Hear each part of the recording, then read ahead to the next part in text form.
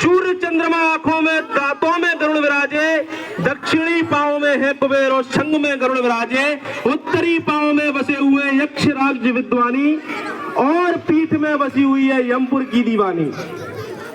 सींगों के अगले भागों में इंद्रदेव का डेरा और नासिका में होता है काल सर्प का पहरा।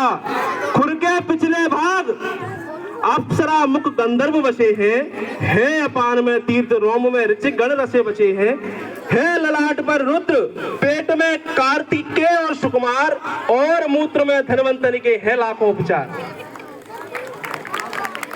गोबर में लक्ष्मी, स्तनों में सागर बहते हैं और पूंछ में गौ माता के नागदेव रहते हैं। नंद लला कान्हा और माधव मोहन और गिरधारी, ले ले लकुटी गौ माता के साथ रहे बनवारी। माखन दूध दही की सभी मोहन को भाते, बंसी बजैया कृष्ण कन्हैया गैया रहे चराते।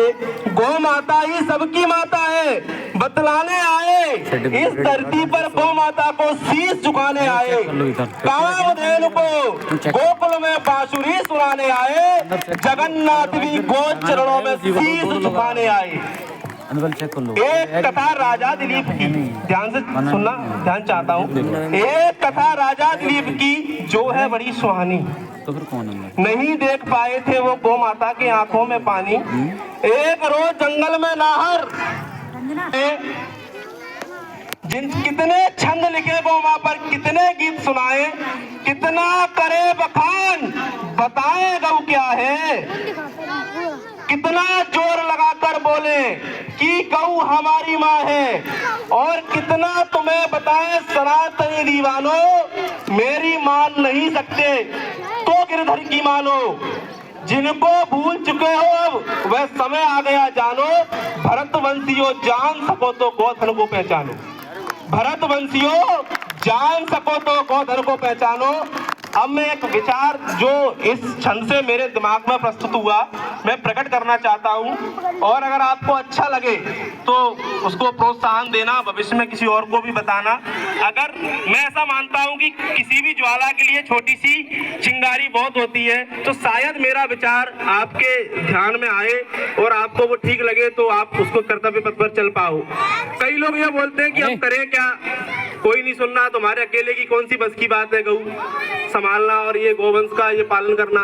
तो मैं ये कह रहा हूँ, आप ये देखो जगह जगह भागवत कथाएं हो रही हैं, हर कोई भी धार्मिक अनुष्ठान वगैरह कहीं कमी नहीं आई, बस गोवंश में कमी आ गई क्योंकि उनका भरण पोषण का साधन नहीं मिला। कई लोग गांव से गौ को छोड़कर बाजार में आ जाते हैं, तो गौ मतलब गौ का चारा तो गांव में ही मिलता है ना, बाजार की सड़कों पर क्या मिलेगा। उनका तो मिट्टी से ही भरण पोषण तृण खाती है वो।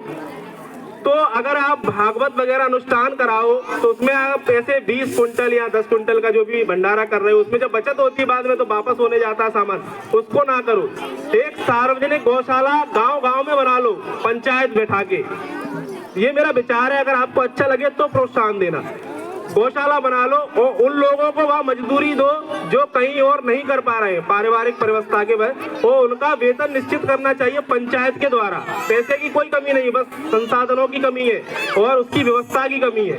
आप सार्वजनिक गौशाला बना लोगे तो आपको, और हर गांव से हर वर्ष कोई ना कोई लड़का सरकारी नौकरी के लिए सिलेक्ट होता है तो वो कई रामायण ये कराता है, वो अपना वेतन एक तनख्वाह गौ माता के लिए नाम करे, और जितना भी गौचर की जमीन है वो गौ माता के लिए निर्धारित होनी चाहिए, पंचायत के पैसे से उसमें कृषि हो। और दूसरी बात, अपनी खेती का आप कितना बंदोबस्त करते हो कि गौ खाना जाए कैसे भी, ये तो अपनी खेती का 1/20 भाग, मतलब आपका 20 विषय का 1 बीघा होता है तो 1 विषय का चारा और दाना गौशाला के लिए आप बंद कर दो कि हमको 1/20 भाग गौशाला में देने जाना है। हर फसल पे दे आओ, कभी कमी ही नहीं आएगी, क्योंकि मैंने देखा है हर गांव की 1500-1000 बीघा की तो काश्तकारी होती है, तो इतना अगर अनाज पहुंच जाएगा तो कभी कमी नहीं आएगी। और भागवत वगैरह में जो भी अन्न बचे वो गौशाला के लिए, और कोई भी तुम्हारे घर पे अच्छा कर्म हुआ है तो रामायण या पंडित जी इनको बुलाने के अपेक्षा आप गौ के लिए कर दो ना, सर्व देवता उसमें विराजमान है, आपका पुण्य लगेगा।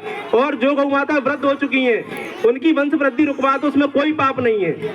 और जो बैल छोटे बैल है उनकी वंश वृद्धि रुकवा दो, कोई दिक्कत नहीं है।